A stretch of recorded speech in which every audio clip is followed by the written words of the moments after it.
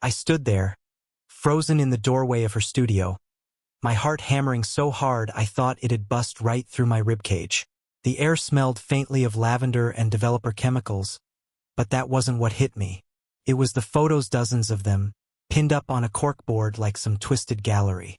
My wife, Claire, 38, her auburn hair cascading over bare shoulders, her green eyes smoldering under the studio lights. She was sprawled across a velvet chaise, legs parted just enough to make my stomach lurch, her curves hugged by nothing but a sheer black negligee that left little to the imagination. And there, in shot after shot, was Ethan, the photographer, tall, lean, with that smug artsy vibe, his hands adjusting her pose, his lens drinking her in. One photo caught her laughing, head tilted back, her full lips parted, while he hovered close, too damn close.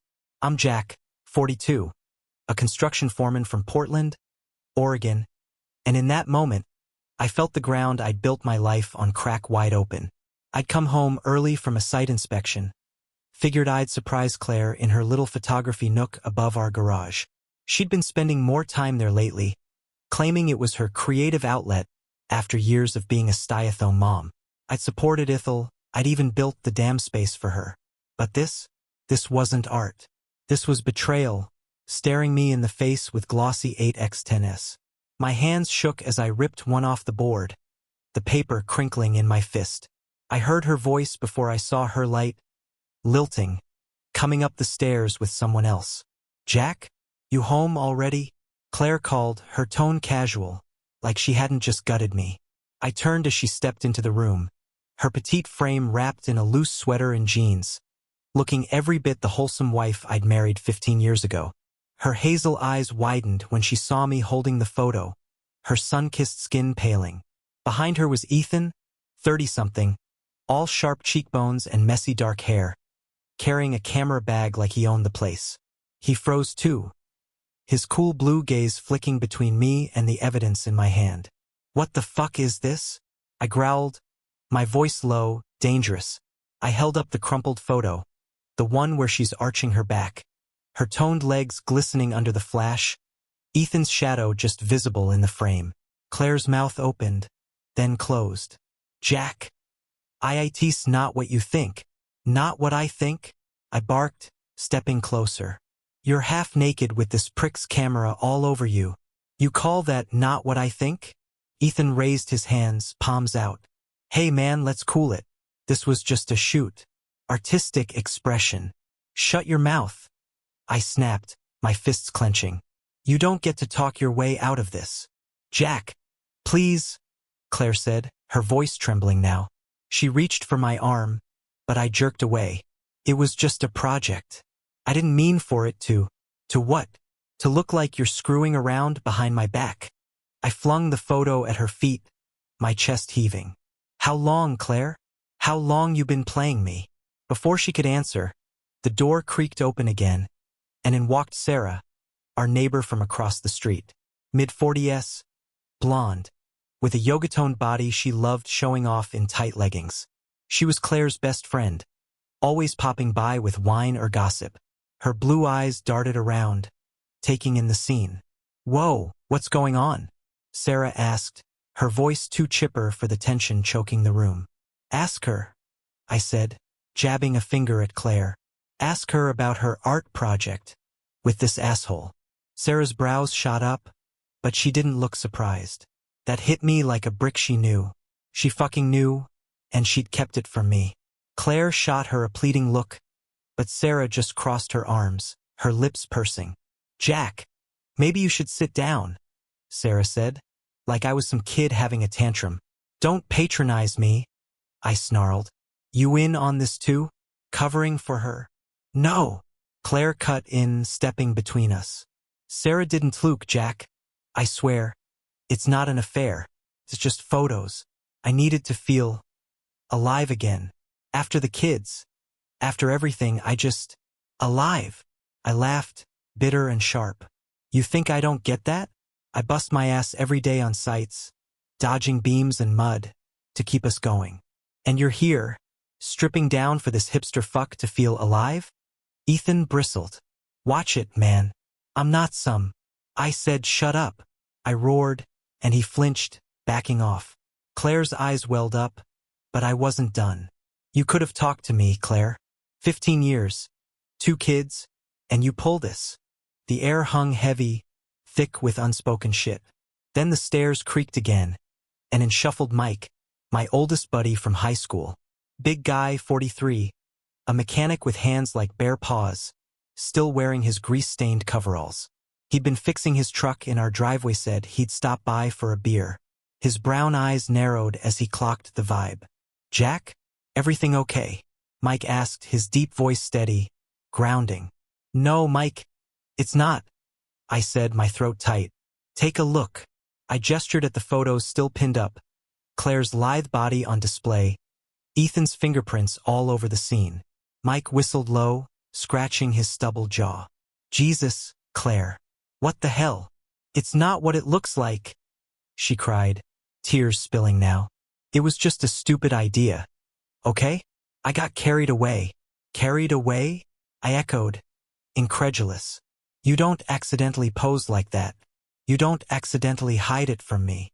Sarah stepped forward, her voice softening. Jack, she's been lost lately. You've been working late. She's been alone. This was her way of... Don't you dare make excuses for her. I cut in, glaring at Sarah. You knew, didn't you? You saw this happening and didn't say a word. Sarah hesitated, then nodded. I told her it was a bad idea, but she said it was harmless. I didn't think it'd go this far. Harmless? I muttered, the word tasting like ash. I turned to Ethan, who'd been edging toward the door. And you think you can waltz in here, turn my wife into your little muse, and walk away clean? Ethan squared his shoulders, defiance flickering in his eyes. She wanted it, man. I didn't force her. The room went red. I lunged, but Mike grabbed me, his meaty arm locking around my chest. Easy, Jack. He's not worth it. Claire sobbed, sinking onto the chaise, the same damn one from the photos. Her slender frame shook, her delicate hands covering her face. I wanted to shake her, scream at her, but Mike's grip held me back. Let me go, I said, voice hoarse. Mike loosened up, but stayed close. Jack, I'm sorry, Claire whispered, her voice breaking. I didn't sleep with him.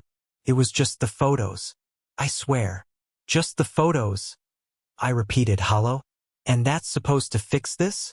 Silence stretched, jagged and raw. Ethan grabbed his bag, muttering something about crazy husbands, and bolted down the stairs. Sarah hovered, useless, while Mike stood like a sentinel, waiting for my next move. I looked at Claire, her tear-streaked face, her soft curls framing those eyes I'd fallen for back in college. She was still beautiful, even now, her slim waist and graceful neck a cruel reminder of what I thought we had. But the trust?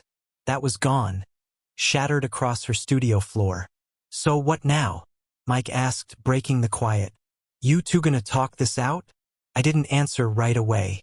I walked to the corkboard, staring at the images, her sultry smile, her bare thighs, the way she glowed under Ethan's lens. My wife, but not mine anymore. Not really. I don't know, I said finally, turning to her. You tell me, Claire. What's left after this? She lifted her head, mascara smudging her cheeks. I love you, Jack. I messed up, but I love you. Love, I said, the word heavy. Funny way of showing it. Sarah piped up, tentative. Maybe counseling? You guys have the kids to think about. Yeah, I said, bitter. The kids. What do I tell them, huh? Mommy's been posing for some sleaze, but it's all good? Claire flinched but didn't argue. Mike clapped a hand on my shoulder. Take a breather, man. Crash at my place tonight. Figure it out tomorrow. I nodded, numb. Yeah, maybe. I grabbed my jacket, the weight of it grounding me as I headed for the stairs. Claire called after me, her voice small. Jack, please don't leave. I paused, not turning. You left first, Claire. The drive to Mike's place was a blur, Portland's rainy streets streaking past, the wipers thumping like a heartbeat. I kept seeing her in my head, that radiant beauty I'd built a life with, now tangled up in something I couldn't unsee. Was it just photos? Could I believe her? Or was there more? Lurking in shadows I hadn't found yet? At Mike's over a beer he didn't push. You don't have to decide tonight, he said, cracking open his own can. But you gotta ask yourself what's worth fighting for? I didn't know. Divorce loomed like a storm cloud, but so did the years we'd had, the good ones, before this. Trust was a ghost now, but love? That was trickier. Did it die or just twist into something else? Back at home, Claire was probably still crying, Sarah consoling her, Ethan long gone. Me? I sat in Mike's spare room, staring at the ceiling, wondering if I'd walk back through that door or if I'd keep driving, chasing something new. The rain kept falling, and I let it drown out the answers I didn't have.